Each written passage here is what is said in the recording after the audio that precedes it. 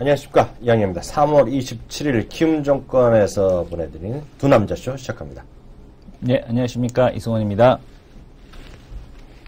네, 어제랑 시장은 거의 지수는 올라가는 건 하나도 없지만요, 어제 강한 거에 약간씩 그 상승폭이 적다? 그 정도 아닌가 모르겠습니다. 삼성전자가 오늘 좀 상대적으로 더 강하고요. 3%.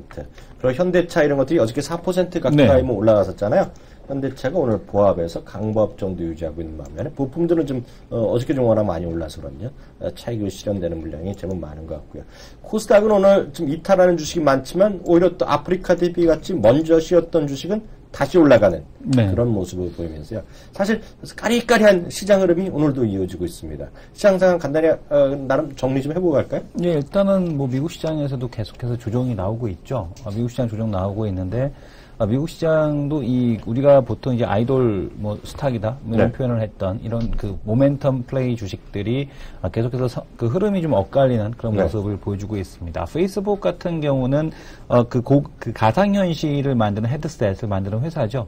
그걸 인수한다 그래갖고 이제 추가적으로 6% 정도 추가 하락폭이 나타났고요. 또 일부는 다시 또 반등하는 길리어드 사이언스 하락을 촉발시켰던 그런 기업인데 이 길리어드 사이언스는 또 반등을 하는 이런 모습을 보여줘서 시장에 대한 흐름이 엇갈리고 있습니다. 근데 이제 국내 시장도 와서 보게 되면 지수 올라가고 있습니다만은 지금 특이한 것은 삼성전자만 올라가고 있죠. 삼성전자가 지수의 상승을 견인하고 있다라고 보셔도 될 것 같고, 지금 그 와중에서 네이버가 또 4% 정도 조정이 나오는 것, 외국인들에 대한 매도와 함께 더불어서 나타난다는 것이 이 좀 네이버와 삼성전자 간의 그 포지션이 좀 엇갈려서 걸려 있었던 것이 아니냐. 네이버의 롱 포지션을 가지고 있던 애들이 삼성전자에 대해서 숏 포지션을 가지고 있지 않았느냐라는 생각이 들 정도로 두 개의 흐름이 아주 명확하게 엇갈리는 이런 모습들이 나타나고 있습니다.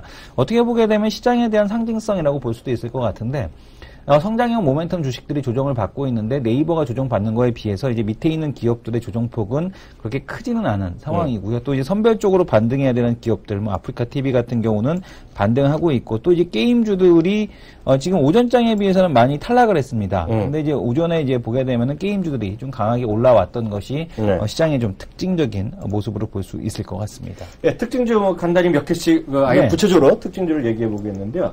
제 눈에 띄는 특징주는 앞서 이제 아프리카 TV 얘기하고 넘어가고요. 저는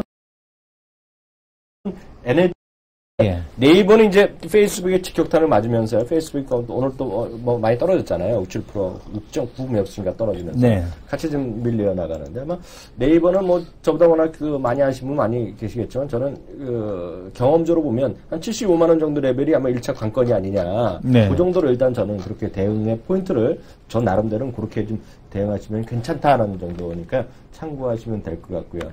NHL 엔터테인먼트는 좀 반대되는 개념이 아닌가 싶습니다. 지금 오른 적이 없잖아요. 워낙 많이 14만원 재상장이 떨어지다가요. 지금 바닥은 조금 들이고 있는데, 여하튼 네이버에 비해서 오른 게 하나도 없으니까 그런 것들에서 NHL 엔터테인먼트에 대한 기대감.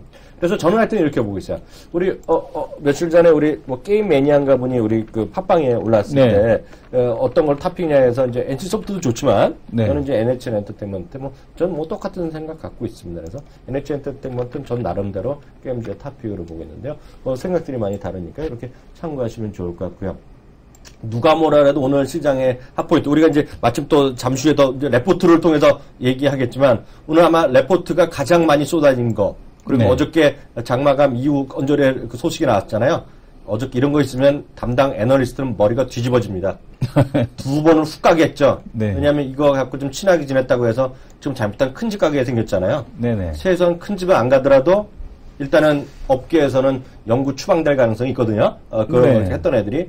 사실 우리나라에서는 관행이었다 그런 표현을 많이 하지만은요. 사실상 관행이었지 않습니까? 관행인데, 이게 비정상의 정상화의 관점에서 보면, 미국에서는 인사이드 트레이딩이거든요, 그게요. 맞습니다. 인사이드 트레이딩은 엄청난 번제입니다. 미국에서는요. 그래서, 모르겠어요. 저는 누굴 판단할 사람이 아닌데. 그래서 그때도 머리 아프게 하더니 어저께 이러다 보니까 오늘 아침 8시 반이 현재 6개 증권사의 레포트가 나왔어요. 근데 아마 지금 더 나왔을 겁니다. 10개 나왔을 거예요. 왜냐면 이게 큰 회사기 때문에 레포트를 쓸 수밖에 없는데요. CJENM, 잠시 우리가 집중적으로 분석 다시 한번 들어가겠다 이렇게 말씀드리겠고요. 그 삼성전자 올라가다 보니까 좀 관심 많은 분들이 있는지 없는지 모르겠지만 저는 삼성전기도 간혹 보거든요. 네. 근데 삼성전기도 오늘 나름 좀 안정매를 보고 있어요. 그래서 오늘 뭐 2, 3% 좀 올라가는 거로 제가 지금 좀 보고 있고요. 그 정도 일단 관심주 같고요. 특징주로 보면 이거 뭐 제가 뭐라 그래 이거 잘난 찰만한 하나도 없지만은요. 제가 봤을 때 특징주는 어찌되었건 간에 시장은 어렵지만 그냥 주구장창 가는 거 있잖아요. 네. 밥솥. 네네. 밥솥 이 새끼 그거 있잖아. 네. 쿠첸이. 네? 현대, 아니. 리온 쿠첸. 리온 쿠첸. 네. 예. 이게 또 올라가고 있어. 리온 쿠첸 오늘도 플러스. 오늘도 네. 뭐 이거 사상체육관이에요, 이거 지금. 네, 맞습니다. 네, 그런 것들. 그리고 재생에너지 관련주. 네. 에코에너지 있고, 지난번에 이 대표가. GNC 에너지. 레포트 얘기했던 거. 네. 그리고 머니투데이에서도 훌륭한 레포트라고 선정해서 얘기하던데, 그런 것들이 좀 시장에 좀 특징주라, 특징주라 표현이 맞을 것 같아요, 그죠? 좋다, 나쁘다를 떠나서. 그 정도 일단 시장의 특징주로 좀 보고 있고, 여전히 자동차 주식이 저는 뜨겁다라고 보고 있는데, 이 대표도 특징주를 구체적으로 몇 개 좀 확인해 보죠. 하락하고 있는 것 중에서 그러니까. 이 현대상선을 좀 언급을 해드려야 될 것 같은데, 네. 이 현대상선 같은 경우는 지금 회사채 금리가 20% 이상 올라갔다라는 얘기 때문에 지금 주가가 이제 급락을 하고 있습니다. 네. 이제 현대상선에 대한 지금 약정 매매에 대한 쪽이 완료가 됐죠. NH투자증권 창구로 출하되는 물량을 보게 되면 약 640만 주 정도 주식 물량이 출하된 것을 볼 수가 있는데요. 네. 이거는 지금 현대 엘리베이터가 현대상선에 대한 파생상품 계약을 맺었던 물량과 거의 일치합니다. 그래서 아마 파생상품과 관련된 더 이상의 리스크, 오버행 이슈에 대한 쪽은 좀 없다. 근데 이제 현대그룹이 최근에 이제 재무 구조 개선에 대한 쪽을 진행을 하고 있는 가운데에서 발생되는 일이라 굳이 그렇게 크게 받아들일 필요는 없겠고, 현대 엘리베이터 대북 관련주를 말씀을 드리고 나서 지금 올라왔다가 다시 조정이 나오고 있거든요. 그러니까 상선 때문에 같이 같이 빠지는 겁니다만은 현대 엘리베이터는 올해 턴어라운드가 예상이 되고 있습니다. 거기다가 또 현대 로지스틱스 같은 경우는 IPO에서 직상장으로 또 이제 바꿨고, 아니면 매각하거나 매각으로 좀 바꿨죠. 매각으로 바꿔서 롯데가 지금 딜을 하고 있는데 가격차가 안 맞고 있다라는 얘기 나오고 있고, 이런 거 상황 봐서는 현대 엘리베이터는 지금 업황 자체가 턴어라운드 하고 있습니다. 중국 상해 현대 엘리베이터 같은 경우도 100% 자회사로 지금 흡수를 해버렸거든요. 네. 그러니까 중국에 대한 모멘텀, 브라질 공장에 대한 완료 이런 것들 놓고 본다면 오히려 조정에 대한 쪽을 활용해야 되는 그런 이제 기업들도 시장에서 좀 그런 기회를 활용해야 되지 않을까 이렇게 보여집니다. 그래서 시장 전반적으로 조정은 나오고 있습니다.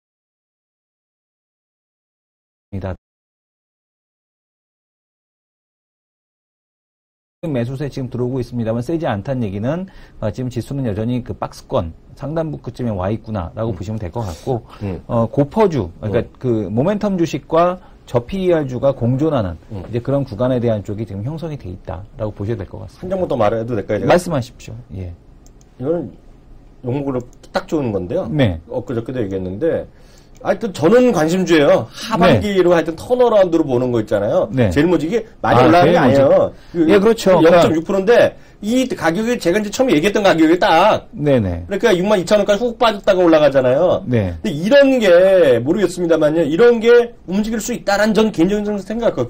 그렇다고 해서 훅 가는 거는 하반기라고 보는데 근데 확인돼야 되는데 사실상 저는 이렇게 보고 있어요. 이게 현대그룹 보면 현대차그룹 보면 딱 하이스코거든 이거. 그잖아요. 그렇죠, 예. 훅 뺏긴 거잖아. 네네. 어찌됐건, 아시잖아요. 옷에서 뺏겼잖아요, 옷. 네네. 옷이 뺏겼잖아요. 그렇죠.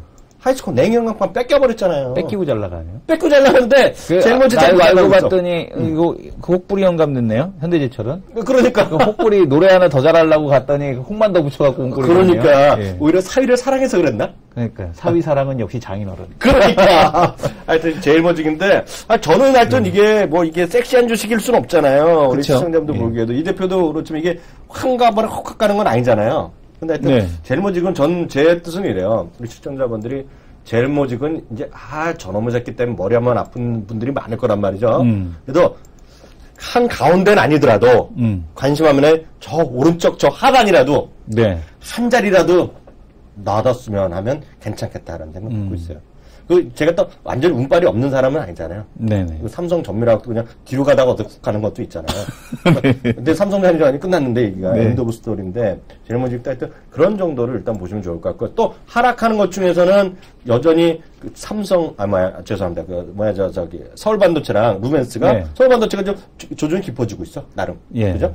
근데 다시 살아날 거라 보는데, 하여튼, 워낙 좋기 때문에, 하여튼 서울 반도체랑 루멘스 이런 것들이 좋지 않다. 그렇기 때문에 종목별로 상당히 특징적인 점을 체크하기 쉽지 않습니다, 지금은. 비슷한 것 중에서도 급등, 급락이 반복적으로 이어져 있는. 한마디로 시장은 판단이 어렵다. 라는 얘기를 솔직히 드릴 수밖에 없습니다. 레포트 바라보고 코너는 오늘 집중적으로 한번 얘기해 보겠습니다.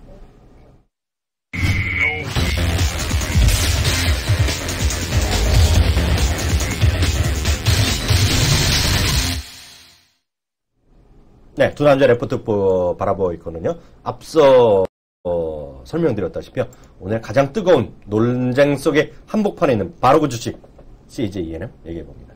이 대표가 준비했습니다. 예, CJ ENM 같은 경우는 보고서 내용도 먼저 전해드리겠습니다만은 이 방준혁 고문 플래너스를 먼저 좀 이해하실 필요가 있습니다. 그러니까 CJ에 대해서 CJ 게임 사업부에 대한 쪽을 폄하하시는 분들도 계십니다만은 사실은 이미경 부회장의 방준혁 고문에 대한 신뢰도는 거의 절대적입니다. 특히 이 게임 사업부 같은 경우는요, CJ 그룹에 대한 어떤 우리가 이제 그룹 문화에 대한 쪽을 많이 적용하지를 못하죠. 그러니까 SK 그룹이 라이코스 인수하고 망가뜨리고 SK 컴즈 인수하고 망가뜨리고, 그러니까 SK 그룹이 뭔가 뜨는 인터넷 기업만 인수했다 하게 되면은 그 기업이 더 이상 어떻게 되지를 못합니다. 그게 뭐냐면은 이제 그 기업 문화 자체에 서로 녹아 들어가지를 못한다는 얘기거든요. 근데 왜 CJ에서는 물론 이제 CJ가 문화 콘텐츠 사업에 집중한 것도 하나의 영향이 있겠습니다만은 왜 이 게임 사업부에 대한 쪽이 이렇게 잘 견딜 수 있었느냐에 대한 쪽을 본다라면, 네. 이 과거 이제 플래너스 창립자죠. 방준혁 고문이 주식을 좀 오래 하신 분들은 좀 아실 텐데, 과거 이제 플래너스를 CJ가 인수를 했습니다. CJ 엔터테인먼트가 인수를 해서 이제 플래너스가 CJ 엔터테인먼트가 됐었죠. 네. 근데 이 방준혁 고문의 절대적인 카리스마, 그러니까 게임 업계 내에서도 정말 어떤 카리스마 있는 지금 보게 되면은 경영자로 항상 이렇게 추앙을 받고 있는데, 이 방준혁 고문에 대한 절대적 신뢰와 카리스마가 CJ 내에서 게임 사업부를 잘 적응을 시켰다라고 보고 있습니다. 왜냐하면 이제 쓰는 건물도 다르고요. 그동안에는. CJ 플래너스 같은 경우는, CJ 게임즈 같은 경우는 이 게임 사업부 자체는 방준혁 고문하에서 단독적으로 대부분 이제 이루어졌다. 그리고 의사결정에 대한 쪽이 대부분 이루어졌다라고 보시면 될 것 같습니다.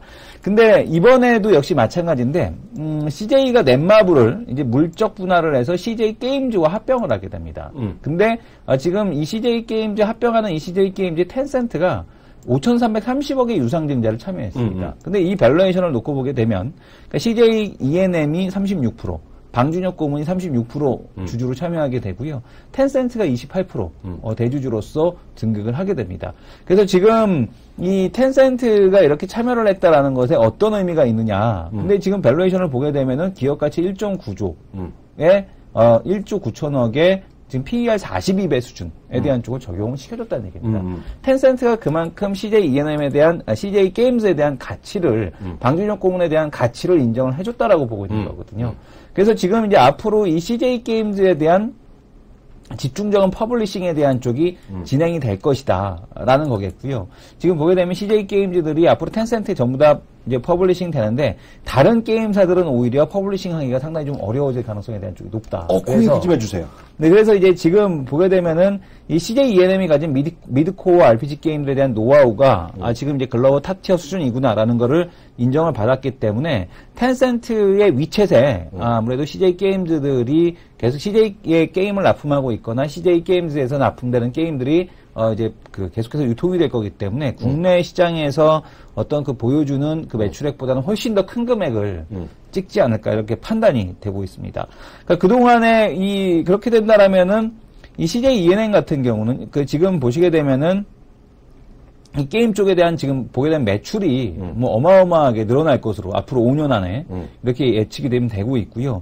그 다음에 지금 이 CJ 게임즈에 대한 이 분사를 통해서 CJ E&M에 대한 그 문제, 법적인 문제에 대한 쪽을 다 털어냈다. 뭐 손자 회사에 대한 보유, 그렇죠. 뭐 지분 보유 이런 것들에 대한 걸 다 털어냈고 또한 CJ E&M, CJ 그 게임즈에 대한 가치가 또 인정을 받았기 때문에 그만큼 밸류에이션이 더 늘어날 가능성에 대한 쪽이 있지 않나라는 생각이 듭니다. 그래서 CJ E&M에 대한 모멘텀이 오히려 지금 뭐 이번 이슈를 통해서 사라지는 것이 아니라 계속해서 상승해 나갈 가능성에 대한 모멘텀을 만들었다. 그래서 저는 뭐 CJ E&M 상당히 좀 긍정적으로 보인다라는 말씀을 드리겠습니다.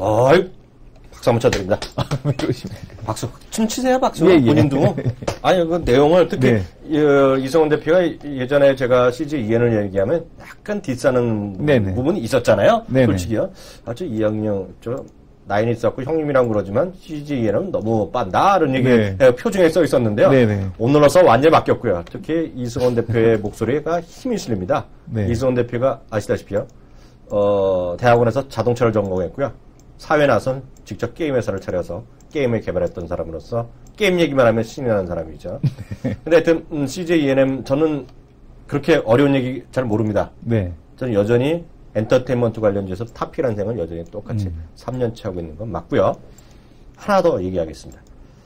게임 작년에 분사한다 얘기를 할 때 주가 훅 떨어졌던 가격이 얼마요? 4만 원 정도 수준이었을 겁니다.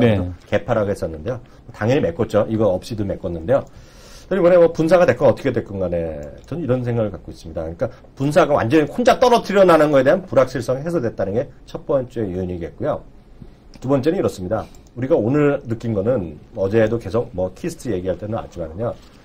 시청자분들이 주식은요. 전 차트 볼펜 하나도 없다고 보고 있습니다. 특히 이런 거에 판단할 때는요. 눈을 다 한번 감아보세요. 이성훈 대표도 한번 눈을 감아보세요.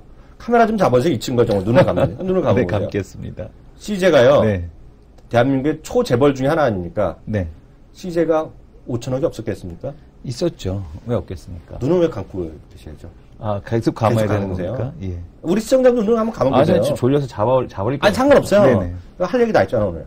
5천억이 없는 회사가 절대 아니란 얘기죠? 텐센트를 손을 잡는데, 텐센트에서 5천억이 필요해서, 뭐 돈이 있으면 좋겠죠. 그래서 300 몇십억은 뭐 주식 양도 또 현금도 들어온다니까. 중요한 것은요, 더욱더 중요한 것은 텐센트가 들어왔다는 얘기가 더 중요하다는 생각하고 있어요. 서로의 이익이 맞아 떨어졌다는 생각 갖고 있고요. 42배를 줬다는 것은 텐센트가 그만큼 평가를 했다는 거잖아요. 물론 프리미엄도 어느 정도 있겠죠. 방준혁 고문도 있고 CJ에 대한 모든 것을 아우러서 한 거 아니겠습니까? 이것은 중국에 대한 시장에 대한 베팅하는 거라고 보고 있습니다. 저는 중국 시장에 대한. 그리고 결국 그것은 CJ랑 방준혁 고문이랑 방준혁 고문 개인적인 적은 잘 모릅니다. 이 친구가 정확히 아니까요. 거기에다 텐센트가 맞붙여하면서 거대한 시너지가 나올 가능성이 크고 그것이 바로 세상을 바라보는 눈이다. 지금 모바일 게임이가 됐건 게임에 대한 그런 거로 저는 간단히 보고 있고요. 그런 관점에서 CJ E&M은 오늘 목표 주가를 다 상향시켰습니다. 많게는 지금 56,000, 6만 원까지 레포트가 나오고 있잖아요. 물론 52,000원 유지한 데도 있는데요.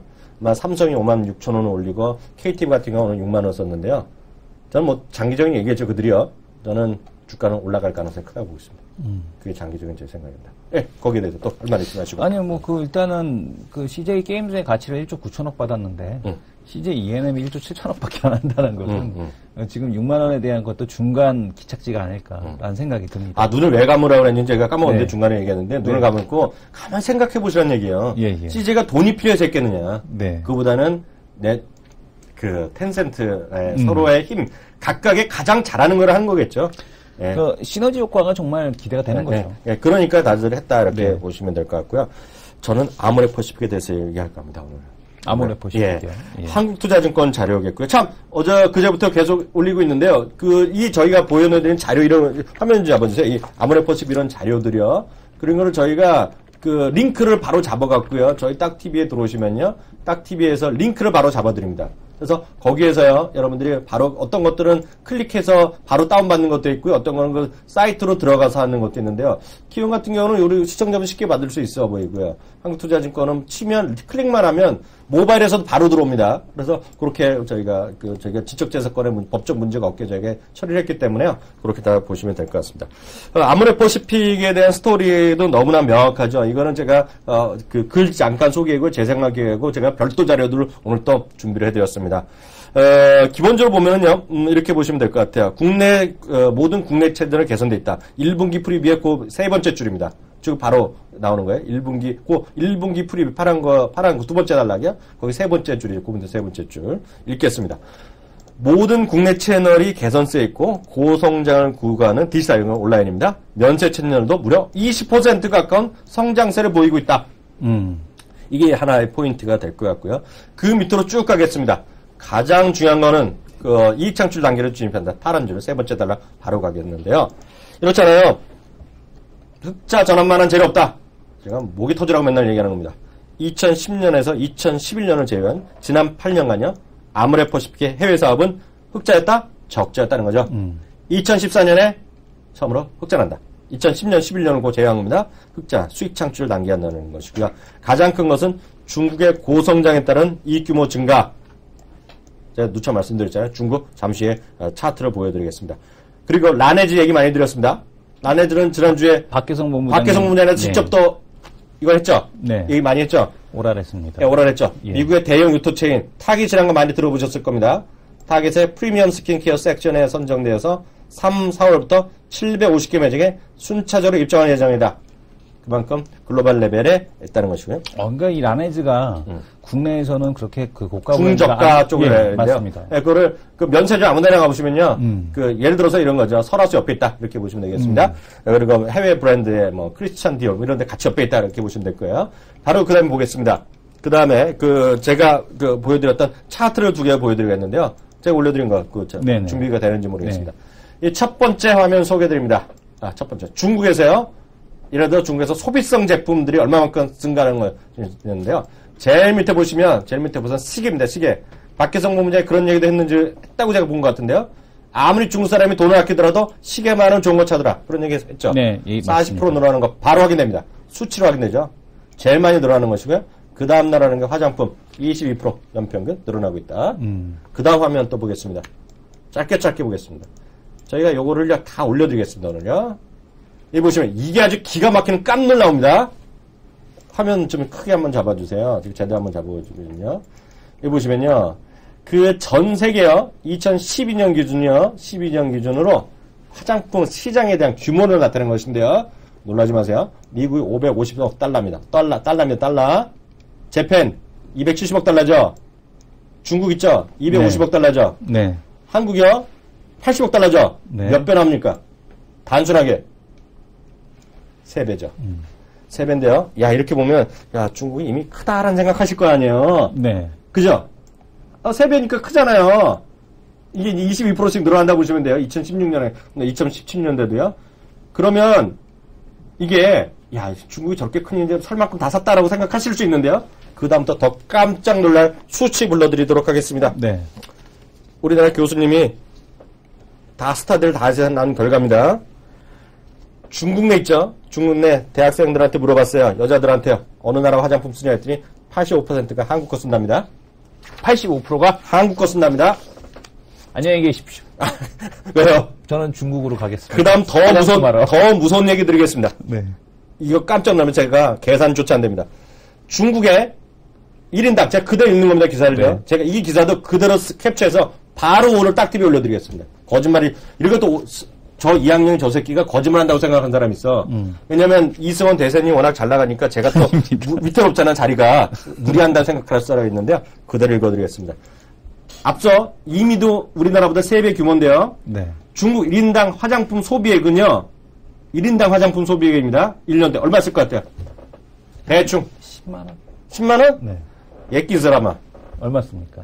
전국의 중국 사람들이 있죠. 1인당 2011년 12달러. 12달러? 12달러밖에 안 쓰는 거예요. 제가 말씀드렸죠. 중국에 화장하는 사람부터. 여자 제하고. 여자 제하면은. 애들 제하고. 남자 제하고 애들 제하고. 이 사람아. 네. 이건 전부 다 똑같은 통계를 얘기하잖아요. 네. 똑같은 분모가 똑같아야죠. 12달러요. 네. 12달러. 만 한 3, 4천 원 쓴다는 거잖아요. 네. 일본, 한국 등 아시아 국가는 물론 저유여 선진국 1인당 평균 소비액과 비교해서 매우 낮은 수준이다. 얼마나 낮은 거죠? 미국 사람이 10.5%밖에 안 씁니다. 네. 미국 사람 평균입니다. 평균이요. 네. 일본은 화장으로 떡칠합니다. 떡칠. 네. 4.9%밖에 안 씁니다. 일본 사람에 비해서. 네네. 우리나라 사람에 비해서도 8.8%밖에 안 써요. 무슨 얘기냐? 우리나라 12분의 1밖에 안 쓴다는 겁니다. 그러면 앞으로 20년 후에, 앞으로 얘기했죠. 아까 화면 다시 잡아주세요. 250억 달러 쓰는 사람의 12배를 쓴다는 겁니다. 앞으로.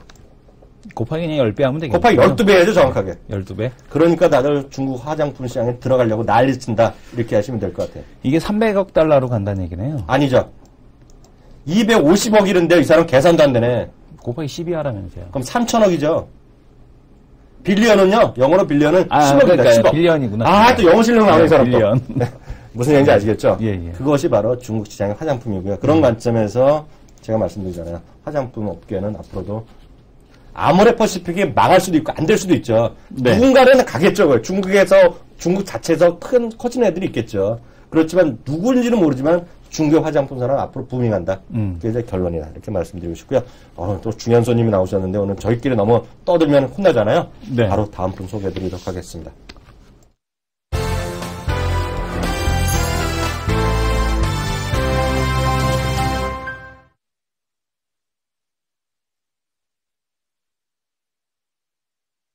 네. 이분은 제가 두 번째 뵀습니다. 지난주에 뵀었어야 되는데 제가 출장권 때문에 못 뵌 게 너무나 제가 아쉬운 분이 오늘 다시 나오셨어요. 글로벌 영업팀에 계시는 김태자 한자 대리님 모셨습니다. 대리님 안녕하세요. 네, 안녕하세요.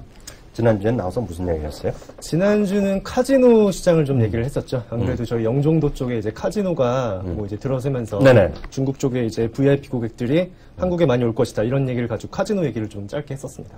아, 그래요? 네. 오늘 또 무슨 얘기 할까요? 오늘 같은 경우는 뭐 자동차 좋아하세요?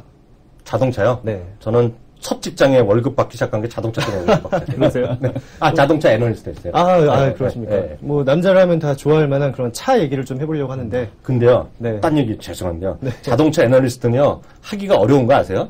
왜 어려워요? 제일 쉬운 거는요, 조선업체 애널리스트 같은 게 최고입니다. 자동차도 쉬운 거 아니에요? 절대 어려워요. 왜요? 왜냐면 사장부터, 심지어 사장 사모님부터까지, 동네 애까지 한마디 다 합니다. 야, 현대차 저거 후졌어. 한마디면 훅 갑니다.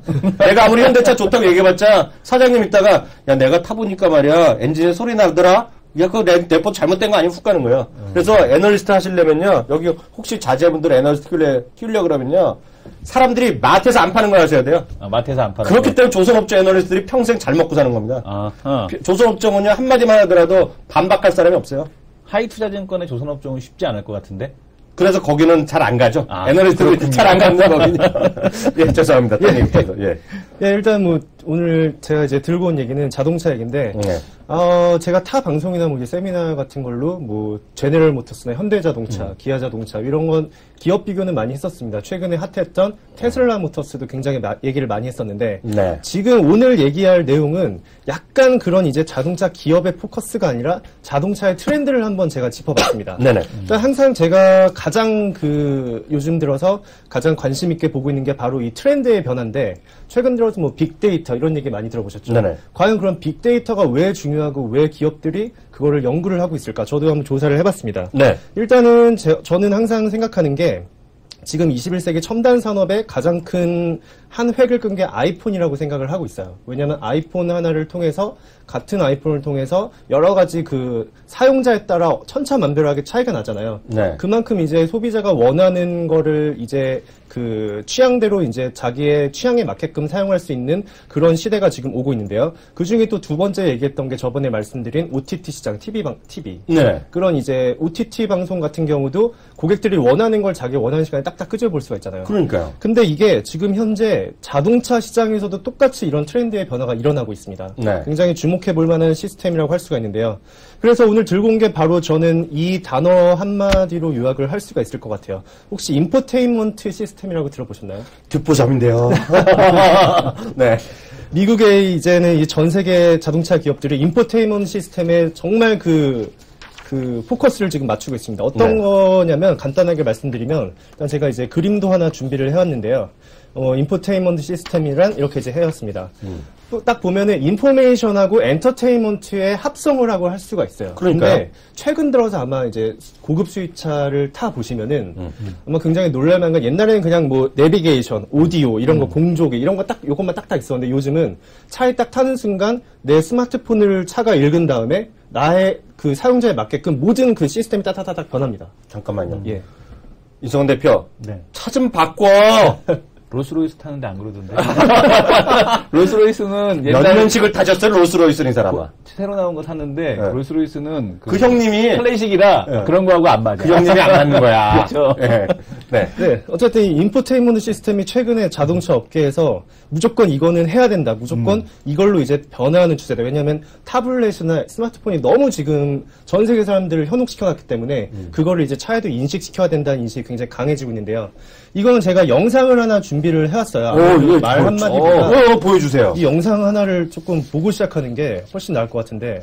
야, 역시 준비하시는 게 센스가 있어. 틀어보겠습니다. 아마 이거 하나면 이해가 쫙 되지 않을까 생각을 하고 있습니다. 일단 뭐 이제 스마트 뭐 BMW나 아우디나 뭐 이런 이제 최근에 정말 그런 다국적 글로벌 차량에 지금 인식이 되고 있는데요. 이게 허만 인터넷이랑 그 얘기하려고 이겁니다. 그러나? 지금 보이시죠? 그 얘기하는 거예요? 허만? 네, 허만입니다. 우리 통하는 데가 있다니까. 오케이. 기존에 이렇게 내비게이션만 이렇게 제공을 했었는데 요즘은 스마트폰을 통해서 시동도 걸고 차 상태도 진단할 수 있고 그리고 모든 게 이렇게 이제 뜨죠. 위험하다. 어디선 위험하고 기존의 내비게이션을 훨씬 뛰어넘는 그런 차세대 내비게이션이나 차세대 시스템이 스마트폰 기기하고 연동이 돼서 이제 차 주인이 원하는 대로 그렇게 지금 차량을 제어할 수 있는 시스템이 바로 이 인포테인먼트라고 지금 불리고 있는데요. 저 여자애플이 아까 뒤에 잠깐 앉았던데. 현대차의 블루링크 시스템 혹시 들어보셨나요? 네. 그거하고 지금 비슷하다고 볼 수가 있습니다. 블루링크도 거의 초창기 모델이라고 볼 수가 있죠. 어쨌든 이 지금 고급차 시장에서 예전에는 고급차 시장의 30%만 이런 인포테인먼트를 탑재를 했었는데 최근에는 이제 보급형 차량에도 거의 지금 50%를 넘어갈 정도로 일반 그냥 준중형급 차를 사도 이런 인포테인먼트 시스템이 지금 탑재가 되어 있는 보시면 지금 스마트폰으로 지금 자동차를 연동해서 이렇게 같이 보고 있죠. 그러니까 이게 좋은 게 스마트폰에 세팅되면 바로 된다는 얘기잖아요. 그죠. 네. 기존에 있는 차들은 차량에서 뭘 세팅을 해줘야 돼. 그죠. 복잡해서 하기가 선도 연결해야 되고 네. 그런 게 있는데 짜증나. 이건 그냥 스마트폰 가지고 다니다가 그 차에 딱 타는 순간 모든 제어 장치가 이제 저를 위주로 짜자자자작 바뀌는 거죠. 역시 사물 인터넷. 아유.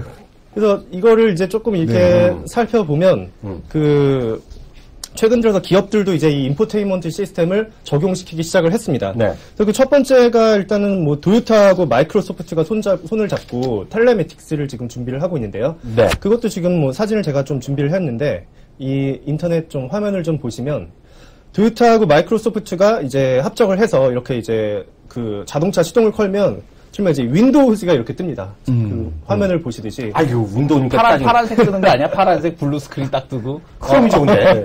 또 그냥 이제 뭐 음성 하나로 영화 예매도 해주고 식당 예약도 해주고 모든 차 이제 운전을 하면서 이런 거를 실시간으로 할 수가 있고요. 그 다음에 두 번째로는 이제 GM하고 제네럴 모터스하고 모토로라 두 번째를 보시면은 이제 4G 기술이 접목돼서 저기 보시면 핸드폰을 딱 들고 이게 지금 온스타라고 지금 불리고 있습니다. 네. 핸드폰에서 모든 게 제어가 가능하고 뭐 이제 차량이 도난 당하면 이 시스템을 통해서 그 차의 시동을 꺼버릴 수가 있습니다. 저거랑 똑같네. 아이폰에 그죠. 지금 예. 탁 떼버리는 거. 그죠. 오케이. 그러니까 이제 차가 점점 진화하고 있는 거예요. 계속적으로 지능을 가지고 이런 인텔리전트 시스템이 지금 진화를 하고 있는데 어쨌든 이런 스마트폰을 이용해서 배터리 충전 상태나 이런 것들 차량 진단 상태 네. 전부 다 확인해 볼 수가 있고요. 그리고 세 번째는 이제 아우디하고 이제 구글이죠. 이 지금 자막은 제가 잘못 준비를 했는데 아우디하고 구글의 그 스트릿뷰라고 들어보셨어요? 네. 그런 거 좀 알죠, 저도. 골목마다 다 이거를 위성으로 지켜볼 수가 있는 그런 시스템입니다. 대박. 그래서 이거를 이용해서 이제 네. 내비게이션에 접목시켜서 이런 골목까지 이렇게 진짜 실시간 화면으로 내비게이션에 보여주는 그런 시스템. 그리고 또 네 번째가 이제 또 현대차를 또 제가 또 대한민국 국민으로서 빼놓을 수가 없죠. 네. 블루링크 시스템이라고 현대차에서도 지금 시작을 했습니다. 뭐 이제 스마트폰을 통해서 제어가 가능한 그런 시스템을 지금 현재 시작을 했고요. 네. 2008년부터 연구를 했는데 지금 3년 만에 드디어 첫 선을 지금 보이기도 했습니다. 자, 그래서 오늘 같은 경우는 이제 이런 트렌드가 자동차 시장에서도 굉장히 크게 변화를 하고 있다. 네. 그렇기 때문에 이런 그 여러 가지 이제 오디오 시스템이나 이런 그 기업들을 좀 살펴볼 필요가 있는데 그래서 바로 준비한 종목이 바로 이 하만 인터내셔널입니다. 하만 인터내셔널. 네, 아마 들어보셨나요? 네. 아니요, 저는 못 아마 들어봤습니다. 하만은 못 들어보실 텐데 이거를 얘기하면 들어보셨을 거예요. 하만 중에 JBL. JBL 스피커는 혹시 들어보셨나요? 아니면은 뭐지 인피니티나 들어보셨어요? 뭐 전 알죠. 저 홈은 알고 JBL 왜 몰라요? 저는 모릅니다. 아, JBL인데 J자 앞에 그죠. 색깔이 그렇게 네, U자같이 JBL. 보이서 어떤 네. 잘 모르는 사람 U라고 읽잖아요. 네, 요즘 뭐 네. 굳이 뭐 수입차가 아니더라도 국산차의 프리미엄 브랜드만 하더라도 JBL이나 이제 렉시콘 시스템은 다 탑재가 돼 있는데 대표님 차가 약간 볼수록 그러네. 약간 좀 후졌나봐. 약간 후졌나봐. 어쨌든 이런 정말 그 자사 브랜드가 굉장히 많습니다. 하만 카돈이나 렉시콘, 인피니티, 마크 레빈슨. 굉장히 들어만 봐도 이 오디오는 정말 오디오 명가의 그런 카 오디오라고 할 수 있을 만한 그런 시스템들이 지금 탑재가 되어 있는 그런 이제 지주회사가 바로 하만 인터내셔널이라고 할 수가 있고요. 네. 이 하만 인터내셔널 기업을 제가 좀 분석을 좀 해봤어요. 기업 비교를 좀 해봤는데 일단은 지금 인터넷창 하나를 제가 좀 띄워드리면 현재가는 지금 106.72불 정도 나와 있습니다. 주당 한 11만 원에서 2만 원 사이. 네. 그 정도 지금 나와 있고요. 어쨌든 미국 주식은 현재 키움증권을 통해서 거래가 가능하고 NYSE에 상장이 되어 있습니다. 그리고 평균 3개월 거래량이 약 한 하루에 뭐 88만 주 정도 거래가 된다고 되면 보시고요. 그 다음에 시가총액은 7.14 빌리언. 아까 말씀하신 빌리언이 나왔는데. 잠시만요. 여기서 빌리언이란 거는 억인지 10억인지 10억이죠. 분명히 한 수 좀 가르쳐 주세요. 10억입니다. 10억입니다, 대표님. 제가 그걸 몰라서 그랬겠습니까? 아, 농담한 거였어요? 까먹을 수도 있지요. 못 봤어요? B자 옆에 써 있는 거를. 아, 그랬어요? 네. 네. 네, 어쨌든 그래서 뭐 7.14 빌리언 하면은 이제 하나로는 약 8조 원 정도, 네. 그 정도 규모를 자랑하고 있는데요. 한번 제가 그 차트를 한번 살펴보겠습니다. 일단은 이게 차트인데 올해 수익률이 약 31% 정도 나왔습니다. 그리고 6개월 수익률은 59%, 네. 그다음에 1년 수익률은 137.20%, 2년 같은 경우는 122.65%. 거의 근 1년 동안 미국의 이제 자동차 시장이 회복세로 돌입을 하면서 같이 하만 인터내셔널도 같이 성장을 할 수가 있다고 보면 될 것 같습니다. 아, 오늘 또 정말 섹시한 얘기 많이 해주셨고요. 정말 흥미로운 얘기 해주셨습니다. 근데 약간 이거랑 상관없는 얘기 좀 물어봐도 될까요? 아, 예, 뭐, 언제, 얼마든지. 얼마든지. 아, 저를 물어보시면 술을 너무 낮게 보나? 애 따라 불러보고, 그걸 어떻게 봐, 이런 게 쉬운 거 하나? 아, 예. 농담이고요. 네. 이렇게 보는 거죠. 그리고 시청자분들이 지난번에도 보니까 이제 관심이 많으신 거예요. 미국 주식에. 네. 지난번에 한번 여쭤봤는데 어떤 분들이 저희 방송 보시다가 진짜 계좌도 텄다고 얘기하는데요. 미국 주식을 거래할 때, 왜 키움을 가장 좀 다른 증권사보다 더 좋고 네. 어떤 서비스를 더 딴 증권사 대비 더 잘해줄 수 있는지 그 얘기를 좀 해주세요. 예, 일단 뭐. 그리고요, 예. 그 얘기를 했다는 거를 그 높은 분들한테 가서 저희 방송을 얘기를 해주세요. 안 그래도 그 부분 이제 캡처 그 동영상 요청해서 저희 이제 상무님 보시면 페이스북에 올려놓으면 또 예. 딱 그거죠, 딱 그거. 개발이. 예. 예, 지금 현재 키움증권은요, 현재 그 온라인, 어차피 뭐 온라인 시스템 하면 가장 키움이라고도 얘기를 하는데, 저희가 일단은 미국 주식 수수료가 온라인 증권사 중에선 가장 저렴합니다. 0.25%를 받고 있고요. 그리고 이게 미국 시간에 거래가 되는 약간 다소 불편한 시간적인 제약이 있기 때문에, 거기에 따라서 24시간 이제 예약 주문, 그 낮에, 대낮에 예약 주문을 할 수가 있고, 미국 주식 같은 경우는 USD 달러로 거래가 되고 있습니다. 그렇기 때문에 저희가 24시간 환전 시스템을 또 만들어놨어요. 네. 그리고 또 가장 중요한 건 저희는 그 야간에 나이트 데스크가 따로 있습니다. 거기 정말 그 24시간 트레이딩을 하는 그런 미국 전문가 트레이더 분들이 상주를 하고 계시기 때문에 언제든지 밤에 궁금하실 때는 새벽이라도 주저없이 전화를 하시면 그런 이제 주문이나 뭐 기업 개요나 이런 모든 전반에 관련된 사항을 전부 상담원을 통해서 실시간으로 그렇게 제공을 받을 수 있는 그런 장점이 있습니다. 제가 지금 하는 말 또 꼭 좀 캡처해 주세요. 네. 저는 이제 미국에서는 다 좀 해봐서 아는데요. 아까 25%. 0.25%인데 처음에 무전 건당 $20 이런 거 없이 그냥 0.25 말씀하시죠. 최저 수수료가 7불이 있긴 합니다. 아, 그러니까 네. 7불 이런 거 하잖아요. 키움증권 지금 이 수준은 물론 환전에 따른 약간의 불편함은 있겠지만 지난번에 말씀드렸다시피 그 양도세 하는 거를 다 그 서비스를 다 해주신다 그랬잖아요. 저희는 그 세무서에서 직접 지로로 만들어서 되게 배달을 해드립니다. 그러니까 내시경만 하면 돼요. 그러니까 그런 것도 다 되는 데다가 수수료가 환전에 대한 거는만 미국 사람과 약간 불편한 뿐이죠. 제가 볼때 수수료가 엄청 싼 겁니다. 그리고 이런 분들이 김산 대리 같은 분의 이런 수준은요. 바로 미국에서 바로 영업하셔도 되는 분이에요. 감사합니다. 그리고 뵙지 못했지만 그 담당하시는 상무님? 상무님의 식견 또한 대단하시죠. 이런 친구들 또 뽑았다는 것 자체가 아유, 감사합니다. 그 얘기 캡처를 잘해갖고요. 페이스북에 확실하게 올려주시고 널리 공유 좀 부탁드립니다. 감사합니다. 오늘 수고해 주셨고 다음 주에도 또 더 좋은 얘기 부탁드립니다. 네, 감사합니다. 네, 감사합니다. 네.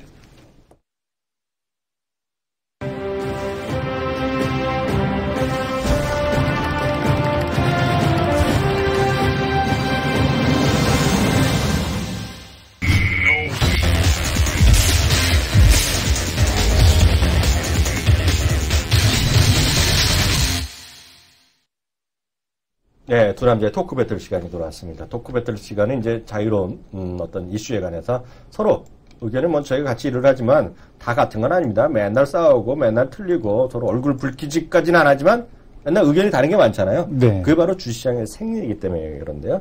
오늘 무슨 얘기 해볼까요? 화장품사에서 최근에 나온 의견 중에 대형사가 낫느냐, 아니면 ODM이 낫겠느냐 이런 얘기가 있거든요. 네. 지금 그 대형사라고 한다라면 방금 말씀 주셨던 아모레퍼스픽, 그 다음에 이제 LG 생활건강. 근데 이제 아모레나 LG 생활건강 같은 경우는 이제 그 아웃소싱을 하는 게 아니죠. 자체적으로 생산까지 다 합니다. 그러니까 이쪽이 낫겠느냐? 아니다. 뭐 브랜드는 실패할지는 몰라도 지금 한국콜마 아니면 코스맥스 같은 경우에 실패는 없다. 오히려 중국 화장품 시장에 대한 성장세를 그대로 다 받을 수 있기 때문에 ODM이 더 낫다라는 또 의견도 있는데 의원님께서는 어느 쪽이 더 낫다 이렇게 보십니까? 저는 일단 이렇게 보고 싶어요. 앞서 얘기한 거 앞서 이제 그 김산대리가 와서 좀 너무 갑자기 훅 끊기는 맛은 있는데요. 제가 드리고 싶은 말씀이 이거죠. 아까 어떤 분이 중국에도 이제 미사 같은 게 나오지 않겠냐고 했는데 분명히 나올 겁니다. 앞으로 10년, 20년 안에 중국발 브랜드 엄청 좋은 것들이 많이 나오겠죠. 그건 뭐 당연한 산업 흐름이겠고요. 그건 인정해야 되겠고요. 다만 다시 한 번 하지만 중국의 화장품 산업은 앞으로 고속성장이다. 수출이 나온다 이거죠. 엄청나게 많이 늘어날 건데요. 그 안에서 무엇이 갈지에 대해서 이제 지금 얘기하는 것이잖아요. 그럼 단기적으로 가장 브랜드 파워가 있는 것은 지금 아모레퍼시픽이 맞다고 하니까요. 그럼 제가 전문이 아니라 그 지난번에 박혜성 본부장도 얘기를 하고 저도 눈을 봤고요. 아마 시청자분들이 백화점이나 면세점 한번 슬쩍 가보시면 느끼실 거예요. 그래서 그거가 이제 정답이라는 생각을 갖고 있어요. 다만 그 안에서 어느 게 더 갈지에 대해서는 약간의 차이가 있을 겁니다. 왜냐하면 제가 아는 한은 이 코스맥스라는 회사 있잖아요. 코스맥스라는 회사도 제가 많이 그 머릿속에 꽂혀 있는 회사입니다. 그래서 사실 제 관심 장목에 한 2달 전부터 딱하니 차지하고 있을 거예요. 코스맥스에 주목하는 이유는 코스맥스 중국 법인이 이익이 많이 늘어나고 있다는 것이고요. 코스맥스 중국 법인이 로컬 브랜드랑 일을 많이 한다는 거예요. 그래서 어저께도 얘기했고 지난주에도 얘기했던 우리 자꾸 우리 키움에서 내드리는 아까 어떤 분이 쓰였더라고요. 키움증권의 최고의 방송이라고. 근데 저는 그분은 틀렸다고 보고 있어요. 키움증권의 최고의 방송은 두 남자 쇼 때문에 그런 게 아니라 전지현 이코노미스트를 비롯한 키움증권에서 내놓으라는 전문가분들이 정말 잘해주셔서 그런 거죠. 저는 정말 그분들이 한 거예요. 정말 그냥 앞에 나와갖고 그냥 얘기나 하고 질문할 뿐이라는 생각을 겸손한 사람은 저는 그렇게 하고 있어요. 그리고 이제 이성원 대표가 또 열심히 준비하는 것도 있습니다. 저는 준비할 시간이 별로 없는데 이성원 대표가 정말 준비 잘한다는 생각을 갖고 있는데 이게 저희는 그냥 빨대만 꽂고 숟가락만 얹고 제가 그렇죠 사실요. 오늘 분위기가 좀 이상해지고 있습니다 지금요. 근데 무슨 얘기가 여기까지 왔죠? 아니 아모레퍼시픽 브랜드 맞아요. 그 얘기 왜 나왔냐면 지난번에 이 친구가 자동차 부품 얘기를 했잖아요. 맞습니다. 그래서 자동차였는데 제가 질문했던 거 기억나시는지 모르겠지만 그러다가 자기네가 부품 만들면 가는 거 아니야 그런 얘기를 했을 때 그럴 수는 있지만 아직 그런 언젠간 그렇게 되겠다고 했는데 한일이아라는 회사가 있잖아요. 한일이아가 주목받는 이유 중에 하나는 저는 이제 오늘 어떻게 됐어요? 오늘은 마이너스 나다가 보합 정도 와 있는데 한일이아도 중국에 무슨 법인이 강소법인인가 강경법인인가 이상한 법인 이름이 있어요. 강모로 시작하는 법인인데 그거가 중국의 로컬 자동차 메이커라면 일을 시작합니다, 이번에요. 아직은 미약하죠. 회사가 별로 없어요. 몇천 대가 압하는 회사인데요. 그런 것들이 커져나가는 거라고 보셔야 돼요. 그래서 저는 코스맥스 이런 것들이 정말 장기적으로, 물론 중국에 또 이런 게 생기겠죠. 언젠가는요. 네. 근데 이런 것들이 하면서 상당히 커질 수 있다는 생각 갖고 있고요.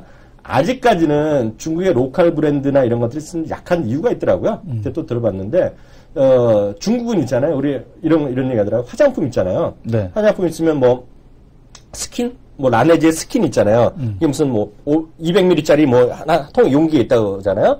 그럼 용기 있으면, 우리나라는 어느 나라나 200ml면 그 스킨 그거 하나를 성분 분석하는데 뭐 3, 4개월이면 끝난대요. 근데 중국은 200ml짜리, 100ml짜리, 500ml짜리, 1000ml짜리 다 해야 된대요.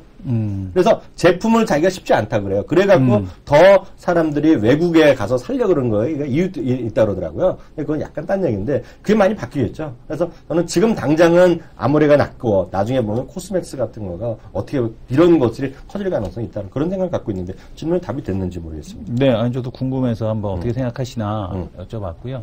그다음에 아모레 같은 경우는 이제 그동안에 계속해서 그 실적에 대한 쪽이 좀 비싸다 이런 쪽이 있었는데 실적이 조금만 안 좋아도 이제 급락을 자주 하니까. 어느 게? 아모레 퍼시픽 같은 경우 고가주에 비해서는 등락폭이 상당히 크게 나타났었는데 올해 뭐 라네즈라든가 아니면 신규 이제 그 벨그레에서 또 선방한 후 뭐 이런 브랜드들 이런 거 후가 아니죠? LG가 후죠? 후는 LG걸? 네. LG 생활건강이 후인데, 지금 그 아모레 퍼시픽의 또 새로운 브랜드들이 이렇게 또 그 수혜를 받고 있다라는 얘기를 하는 거 봐서는 아무래도 아모레 퍼시픽 강세에 대한 흐름 좀 더 예상해 볼 수 있지 않나. 뭐 화장품은 그 순서에 대한 차이가 있을 뿐 여전히 앞으로도 더 그 위로 올라갈 여러 개에 대한 쪽은 좀 많다. 그래서 엔터테인먼트 업종, 뭐 화장품 업종 이런 쪽 같은 경우는 국내 시장만 보시지 마시고 네. 중국 시장의 성장 가능성, 앞으로의 중국의 소득의 증가 이런 부분을 같이 놓고 보셔야 될 것 같습니다. 또한 그 계속해서 말씀해 주셨던 네. 그 타임머신을 타는 업종들, 그러니까 즉 뭐냐면은 마지막까지도 2030 세대 소비가 계속됐던 업종이 바로 이 화장품 업종이라고 볼 수 있지 않겠습니까? 네네. 그런 입장에서 그런 상황에서 놓고 봤을 때도 이 화장품 업종에 대한 쪽은 계속해서 관심을 가져야 될 것 같습니다. 네, 그 노키아 X가 중국에서 팔기 시작했는데요. 정말 3, 4분 만에 1000만 대가 팔렸다는 또 다른 깜짝 놀란 소식이 나는데요. 정말 중국의 소비 무섭습니다. 그 얘기 좀 해보죠. 네, 노키아 X입니다. 가격이 그 지난번 때였죠. 지난번 어디 쇼였죠? 지난번 쇼. 저기 MWC. 거기서 모바일 월드 컴퓨터 콩그레스. 노키아 X가 약 10만 4천 원이다라는 얘기를 드렸었고, 제가 노키아 X가 좀 오히려 괜찮을 것 같다라는 얘기를 드렸었는데, 네. 이 노키아 X가 진짜 그 말 그대로 1000만 대죠. 1000만 대를 4분 만에 완판을 시켰다. 빌리언은 잘 계산한 거예요? 네, 가격은 10만 4천 원입니다. 네. 10만 4천 원이기 때문에 아주 가격에 대한 쪽을 놓고 봤을 때 워낙 저렴했으니까 많이 팔렸겠지만 이것이 의미하는 바는 뭐냐면 삼성전자가 지금 그 가격을 좀 낮추지 않았습니까? 네네. 근데 이제 그 노키아 X 물론 이제 사양에 대한 수준을 보게 되면 갤럭시 S3 수준에 불과합니다.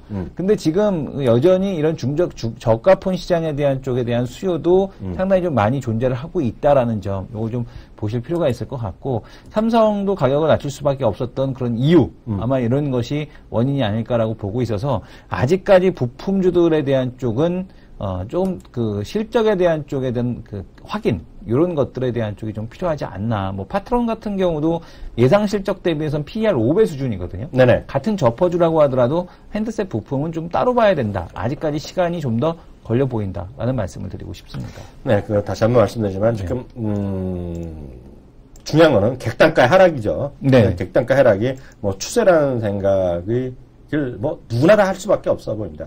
거기다가 이제 오늘 보면 그 갤럭시 S5가 드디어 이제 SK텔레콤에서 나온 거 아닙니까? 그래서 그 삼성에서는 뭐 유감 표면을 하고 어쩌저쩌고 뭐 복잡한 얘기 나왔는데 가격은 85만 원 뭐 이거 아닙니까 지금이요? 네. 87만 원인가 아까 나온 게? 그래서 이것이 보면 95만 원, 100만 원 수준에서 훅 떨어진 거 아니에요? 어떻게 됐건 간에 그것이 하나의 어떤 현실이다라는 얘기죠. 그렇다고 해서 스펙이 갑자기 떨어진 것도 아닐 거 아니에요. 예. 네.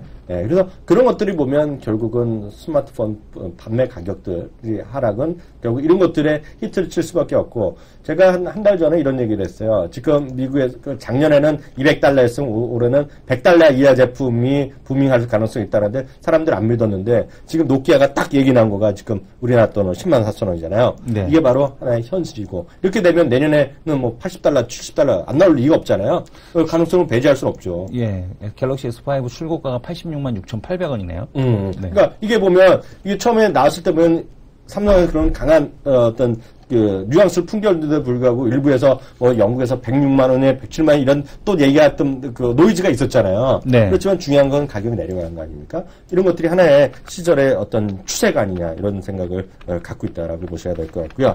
대상 베스트코 이 얘기 또 뭐예요? 대상이 최근에 이제 조정이 좀 나왔었죠. 어저께 많이 빠졌잖아요. 나왔는데 그 내용을 보게 됐더니 대상이 이제 그 자회사가 있는데 그 자회사에서 유통기한이 지난 그런 이제 돼지고기를 1년이나 지난 돼지고기를 유통을 했다라는 이슈 때문에 대상에 대한 주가가 좀 하락을 했던 것 같습니다. 근데 이제 보통 이런 이슈가 뭐 발생을 한다고 하더라도 주가에는 좀 이렇게 반영이 됩니다만은 어떤 펀더멘탈적인 요소를 놓고 보게 되면 거의 뭐 변화는 없다라고 보셔도 될 것 같고, 주식하는 사람 입장에서는 오히려 좀 매수에 대한 기회가 아닌가. 그리고 오히려 올해 같은 경우는 지금 보게 되면은 그 브라질 남미 지역에 네. 지금 그 이상 기후로 인해서 계속해서 곡물 가격도 좀 상승하는 모습을 보여주고 있어서 여전히 식음료주에 대한 주가 상승에 대한 기대감 여전히 좀 유효하다라고 보셔야 될 것 같습니다. 특히 이 대상이라든가 CJ 제일당 같은 최근에 이런 그 돼지고기 사료라든가 아니면 사료 쪽이라든가 네. 이런 쪽에 대한 주가의 흐름들이 점차 시장이 개선되고 있어서 이런 쪽도 주가 조정 나올 때가 오히려 좀 기회다라는 측면으로 접근하셔야 될 것 같습니다. 네. 지금까지 해서 두 남자의 토크 배틀까지 했고, 마지막 하이로 코너로 바로 넘어가도록 하겠습니다.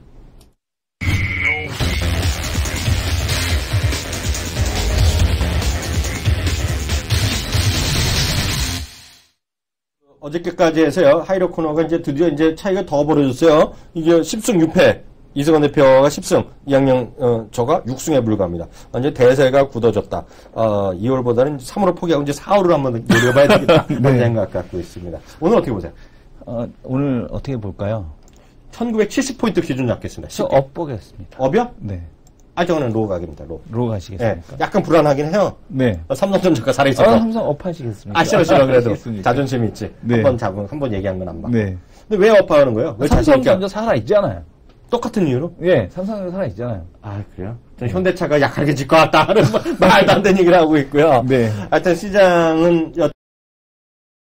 여튼 큰 변화는 없을 것 같아요. 살아있는 것이 어제 이유고요. 저는 기본적으로 삼성전자보다는 현대차 관련주 이런 것들에 관심이 더 개인적으로 좀 많습니다. 지금요. 그래서 그런 쪽 한번 참고해서 보시면서 대응하시면 좋을 것 같습니다. 어저께 우리가 보여드렸어야 했는데 못 보여드렸는데 네이버에서 제 이름 한번 쳐서요. 그 중국 2030 세대 거 글을 한번 찾아주세요. 네네. 알겠습니다. 우리 시청자분들도요, 네이버에서요, 검색에 제 이름을 주세요. 그러면 지금 저희 머니위크에 쓰는 글을 제가 이번에 빅 시즌 3를 마지막 편을 썼습니다. 예, 네. 보시면요, 머니위크 거 한번 클릭해 주시면요, 소비의 중심 여심을 훔쳐라는 얘기로 했는데요. 네. 19회까지 해서 요는 많이 했는데요. 예전에 우리 젊으신 여자분들 여기 계시면요, 예전에 미국 드라마에서 웬만한 분 다 봤다는 섹스 앤 더 시티라는 드라마가 있어요. 근데 그거에 프레킬이라고 나왔어요. 거기 이제 대표적인 여자, 이제 프레드 쇼라는 여자애가 있는데, 주인공이 있는데, 그 주인공이 18세로 돌아갑니다. 그래서 어렸을 적 얘기하는 거가 캐리 다이어라는 얘기가 있는데요. 근데 그걸 갖고 제가 풀었었습니다. 그래서 혹시 관심 있으신 분은 보신 분도 혹시 계실지 모르겠습니다. 그래서 그거에 관련된 건데, 결국 이게 저희가 하고자 했던 얘기는 뭐냐면, 20대, 30대의 소비층이 중요하다. 그게 미국도 그랬고, 일본도 그랬고요. 우리나라도 뭐 현재 마찬가지고요. 특히 중국에서의 20대, 30대 소비가 어느 쪽으로 아니라요. 어떤 비즈니스를 하신 분들도 중국에서 하실 분들, 관련된 거 하실 분들도 쭉 참고하시라는 해서 말씀드리고, 그 밑에 보시면은요, 동영상이 나옵니다. 동영상. 그래서 요걸 한번 보세요. 저 시간이 없어서 다 못 보여드리는데요. 거기 쭉 보시면은요, 저랑 이성원 대표 다리 저희가 찍은 게 있습니다. 그래서 그거까지 보시면은요, 오늘 시간이 없어서 설명 다 못 드리지만, 그에 관련된 내용 다 보실 수 있으니까 참고하시면 될 것 같습니다. 꼭 좀 한번 보시면, 제가 봤을 때는 딴 건 안 보더라도 요거 하나 보시면, 특히 저희가 요즘 얘기하고 있는 중국의 트렌드에 대해서 얘기가 많이 나올 것 같습니다. 그 팟빵에 올라온 게시판 몇 개 좀 확인해 드리겠습니다. 어저께 어디까지 읽었나 모르겠네요. 제네시스 꽝이란, 아니네. 가양동, 오늘, 5분이나 올려주셨네요. 가양동 지기님이 쓰셨어요. 통일 관련 주식들 상승 가능성에 대해 유휴, 궁금하다. 현실성 없는 얘기 아닌가요? 하고 나서 약간 비판적으로 쓰신 거예요. 뭐 얘기들 많이 다룰 테니까요. 또 내일 봐서 또 뭐 하겠고요. 바자기차님은 그냥 인사하셨어요. 반갑다. 제네시스 꽝. 소나타는 정말 주가 상승. 왜냐면 제네시스 때 된다 하다가 꽝 됐잖아요. 네. 그래서 소나타는 정말 주가의 상승기가 될까요? 대표님 어떻게 보세요? 이건 대표님 물어보네. 기본은 한다라고 말씀드리고 있습니다. 기본은 한다? 기본은 한다. 왜냐면은 일단은 소나타를 대체할 만한 같은 동급에 대한 차종이 없기 때문에 그 소나타 그 국내에서도 우리 그 사진에서 그 댓글에 올려주신 분 중에 보게 되면은 소나타 택시를 한번 올려주셨던 분이 계세요. 지금 보게 되면 소나타 택시인데 이 뭐냐면은 기본을 한다는 얘기입니다. 그러니까 소나타 디자인이 예쁘다 안 예쁘다 말은 많죠. 최근에 지금 소나타 디자인을 놓고서 지금 안 예쁘다. 저도 이제 제네시스 디자인을 놓고 글쎄요라고 했는데 그 출연해 주셨던 이석수님이 이런 얘기를 했어요. 곧 익숙해집니다. 라는 얘기를 했거든요. 근데 익숙해졌다. 근데 소나타도 디자인이 호불호를 떠나서 곧 익숙해진다라는 말씀을 드리고 싶습니다. 좋습니다. 영어로 쓰셨어요. CHOYJIN 34님. 네. 두 남자쇼. 딱 한 종목 잘 듣고 있습니다. 네이버 하락세가 근데 현재 상황 어떻게 보시는지 좀 바랍니다. 저는 뭐 지금 시장이 약간 바뀌는 와중인데요. 그렇다고 네이버가 이렇게 완전히 꺾일 가능성은 크지 않다고 보는데요. 저는 하여튼 75만원 정도가 지지 레벨로 보고 있습니다. 그래서 그게 이탈하면 약간 기술적으로 보면 대응도 좀 해야 되지 않느냐라는 생각 갖고 있는데요. 저는 작년이나 지금이랑 똑같습니다. 네이버는 한 주부터 사자라는 생각 갖고 있어요. 없으신 분은. 머스트헤브 주식이라는 생각 저는 갖고 있고요. 어떻게 보세요? 역시 마찬가지로 뭐 조정을 역시 활용해야 되는 아직까지는 그런 구간 아닐까. 뭐 여전히 그 시장에 대한 축이 넘어간다라고 얘기하지만 시장은 여전히 두 가지 기업이 공존할 가능성이 높다. 저퍼주, 그 다음에 모멘텀 주식. 근데 저퍼주가 좀 올라와 버리면 별 볼 일 없지 않습니까? 그렇죠. 그럴 때는 여전히 다시 또 모멘텀 주식 살아난다. 이렇게 보고 있습니다. 저는 항상 균형을 맞추면 된다는 생각 갖고 있고요. 마지막 분. 네. 이분은 지금 저희 방송 중에 쓰셨어요. 네. 쓰신 모양이에요. SM은 세무조사 관계로 떨어지는 건가요? 전에 하신 방송.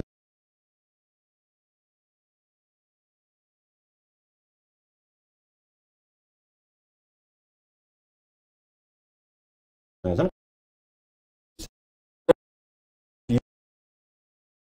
전체적으로 또 올라갈 것 같으니까 올라가니 떨어지거니 하고 있다는 정도 보고 있는데요. 이번 살아있을 거라는 생각 갖고 있는데 어떻게 보세요?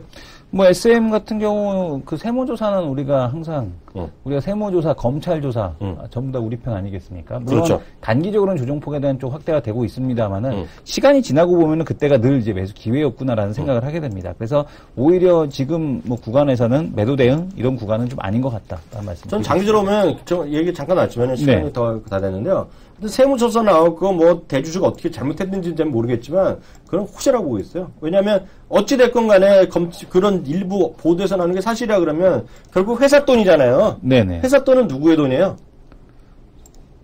주주의 돈인가요? 맞습니다. 우리 자본주의에서 회사 돈은 우리 주주의 돈이에요. 네. 주주의 돈이 어떻게 잘못 나갔다 그러면 정상적으로 복귀시켜야죠. 그것은 주주의 호재라고 저는 생각하고 있다는 걸 기본적으로 말씀드리고 있고요. 원칙을 적으로 말씀드리고 있고요. 참 내일은 금요일인데요. 미리 또 양해 말씀드려야 돼요. 이규창 기자가 저희가 영상 보내준다고 했는데 어떻게 됐는지는 아직 확인해봐야 되겠는데요. 내일 지금 홍콩에 출장 중입니다. 지금. 그래서 내일은 이규창 기자가 라이브로 못 나온다. 최소한요. 그 얘기 말씀드리도록 하겠습니다. 이상으로 방송 마치도록 하겠습니다. 감사합니다. 감사합니다.